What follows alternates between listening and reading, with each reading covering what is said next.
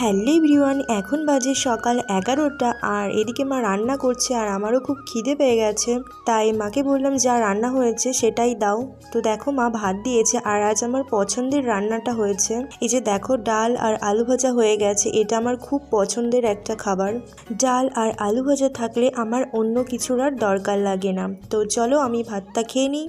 এরপর দেখো আমি জেঠুদের বাড়িতে এসেছি আর বৌদিরা কেউ বাড়ি নেই, বৌদি বলে গেছিলো রান্না করে দিতে। তো এসেই দেখো প্রথমে আমি গরম জল বসিয়ে দিয়েছি, এরপর আমি চালটা ধুয়ে নিচ্ছি ভালো করে। তো জেঠু বলল সিদ্ধ ভাতই করে দিতে, আমি বলেছিলাম তরকারি করে দিই, তা বলল না থাক শুধু সিদ্ধ ভাতই করে দে। আমার চালটা ধোয়া হয়ে গেছে, এরপর আমি আলুটা ছাড়িয়ে নিই।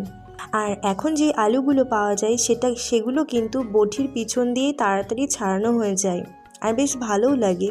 আর এই যে দেখো হাঁড়িতে কিন্তু জলটা খুব ভালো করে গরম হয়ে গেছে, এরপর আমি আলুগুলো সব দিয়ে দিচ্ছি এক এক করে।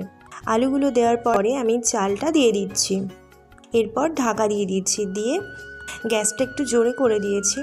এরপর বেশ খানিকটা সময় বসেছিলাম, যেহেতু কেউ বাড়িতে নেই তো সেহেতু গল্প করারও কেউ ছিল না। তো চলো দেখি ভাত কত দূর হলো। এই যে দেখো ভাত ফুটছে, যেহেতু ভাতটা ফুটছে তাই জেঠুকে আবারও একবার বললাম আলু কেটে তরকারি করে দিই। তো জেঠু বলল যে সন্ধেবেলা এসে করে দিস। তো এই যে দেখো ভাতটা কিন্তু হয়ে গেছে। এরপর দেখো মা এসে ভাতের ফ্যানটা ঝরিয়ে দিচ্ছে। তো ভিডিওটা আমি এখানেই শেষ করছি। ভিডিওটা ভালো লাগলে লাইক করে চ্যানেলটা সাবস্ক্রাইব করে দেবে। দেখা হচ্ছে নেক্সট কোনো ভিডিওতে।